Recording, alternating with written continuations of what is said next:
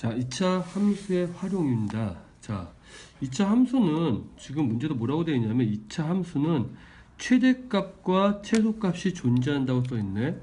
자, 그럼 우리 최대값과 최소값 존재한다로 되어 있는데 여기다 이렇게 화살표 하나 쓸까? 뭐라고 쓰냐면 그래프를 어떻게 한다? 활용합니다. 그럼 그래프를 활용하려면 우린 그래프를 그릴 수 있어야겠지. 그럼 그래프 그리기. 자, 그럼 그래프를 그리기 위해서는 뭐가 필요하니? 당연히 우린 2차 함수에 뭐가 필요해? 표준형이 필요하지. 그래프를 그리기 위해서는. 그럼 표준형을 만들기 위해서는 뭐가 필요하니? 주어진 2차 식을 어떻게? 완전 무슨 식? 제곱식으로 나타낼 수가 있어야겠죠. 자, 그래서 우리는 일단 그래프를 활용한다는 거에 좀 초점 맞춰주고요. 자, 그 다음에 우리 뭐라고 되어 있냐면 이게 꼭지점의 좌표를 구할 수 있다면 그게 최대값과 최소값을 어렵지 않게 구할 수 있다. 100% 진실은 아니라 상당히 많은 진실이죠. 왜냐하면 꼭지점이 최대냐 최소가 되는 경우가 많기 때문입니다. 알겠습니까? 자, 그러면 첫 번째 보니까 최대값과 최소값 구하기라고 되어 있는데, 자, 여기다 이렇게 쓸까요? 범위가 없다면, 자, 범위가 특별히 정해져 있지 않다면 우리는 실수 전체 범위라고 생각합니다. 그리고 이때는 최대값과 최소값이 그래프를 보시면 그리고 어디에 존재한다? 꼭지점에 존재하죠. 근데 꼭지점에 당연히 값이니까 무슨 좌표? y 좌표 값이겠죠. 그래서 우리는 특별히 범위가 없으면 최대값, 최소값을 구해라 그러면 어떻게 한다? 꼭지점의 y좌표를 쓰면 되겠네요. 자, 여기서 보니까 최대값은 가장 높은 곳에 있는 무슨 좌표? y좌표.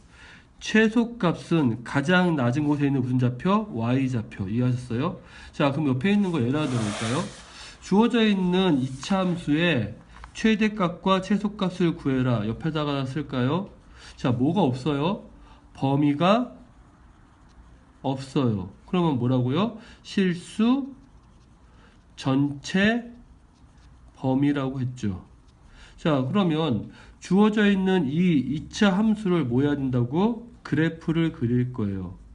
그래프를 그리려면 자, 보시는 것처럼 주어진 2차 함수를 어떻게? 다음과 같은 완전 제곱식을 만들어서 표준형을 만들죠.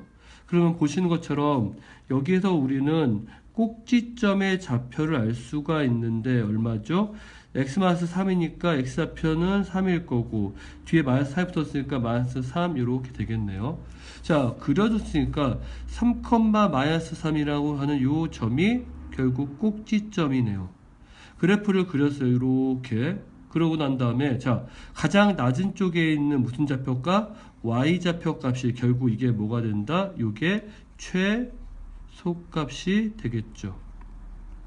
어렵지 않죠? 자, 이번엔 두 번째 거 볼까요? 자, 마찬가지 다음과 같은 이차함수가 있어요. 그럼 어떻게 된다고요? 그래프를 그려야겠죠. 그래서 밑에 보시면 그래프를 그리기 위해서 당연히 다음과 같은 표준형을 만들어서 완전 제곱식. 이거 만드는 거 기억하시죠? 어떻게 한다? 앞에 x마이너스를 묶어내고 2차항과 1차항까지 만들고 그리고 나서 1차항의 절반의 제곱. 말로 할게. 앞에서 많이 했으니까. 그랬더니 여기에서 우리가 보고선 꼭지점의 좌표를 알 수가 있네. 꼭지점은 얼마인가 했더니 x 플러스 2니까 마이너스 2가 되고 뒤에 플러스 5니까 5가 되겠네요. 자, 그럼 꼭지점의 좌표를 우리가 알았으니까 그래프를 그릴 건데 보니까 마이너스 2,5에서 여기가 꼭지점이죠. 근데 보니까 최고차항의 앞에 있는 a의 부호가 움츠니까 위로 볼록이겠네. 그래서 그래프를 그렸더니 얘가 마이너스 2,5가 됐죠.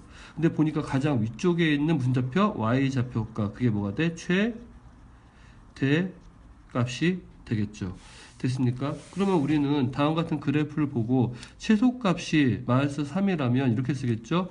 y는 마이너스 3보다 어떨까? 가장 작은 것보다는 크거나 크게 같겠죠. 자, 이때 y는 가장 큰 값보다 어떻게 될까? 작거나 같겠죠. 됐습니까? 자, 그 다음에 두 번째 보니까 다음과 같이 주어져 있는 이차함수의 최대값, 최소값 했더니 뭐가 없다? 범위가 없다. 됐어요? 자, 그랬을 때 우리는 다음과 같이 결국 뭐예요? 꼭점의 좌표를 알면 최대값과 최소값을 알 수가 있겠죠. 자, 그런데 다음 주어진 2차 함수에, 자, 2차 함수에 뭐가 없다고? 최소값이 m일 때 m의 최대값을 구해라 되겠네? 최소값을 구하고 그 m에 관한 식의 최대값이죠. 자, 그러면 다시 정리해 주시면 요거를 완전 제곱식으로 만들게요. 됐습니까? 자, 아래쪽에 보니까 주어져 있는 요 식을 완전 제곱식으로 만드니까 이렇게 만들어지네요. 됐나요?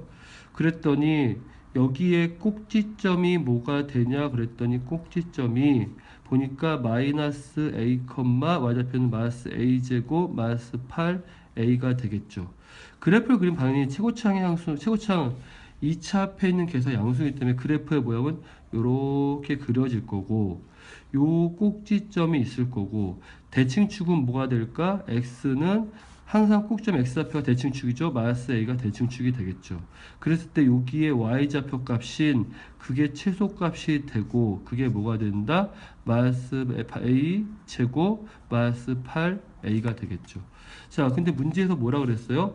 다음 n값의 무슨 값? 최대값을 구하래. 그랬더니 n값이 다시 보니까 뭘로 남아 있어요? a에 관한 2차식이죠.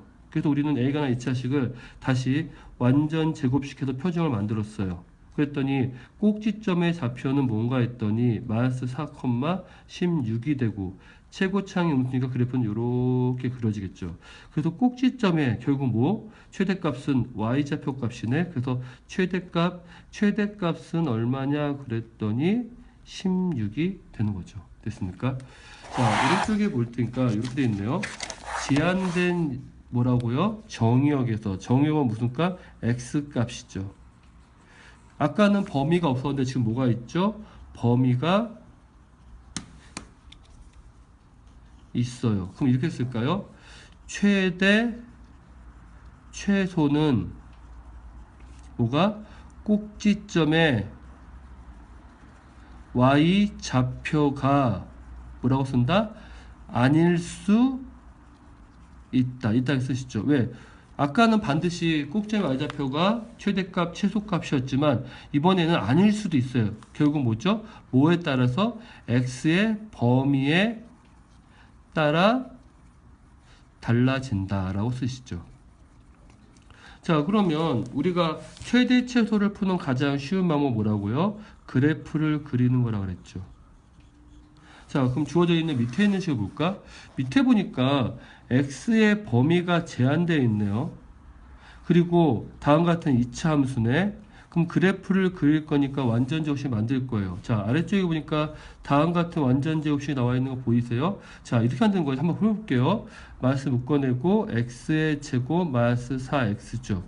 절반의 제곱이니까 플러스 4 마이너스 4 되고 마이너스 3 남겨놔요.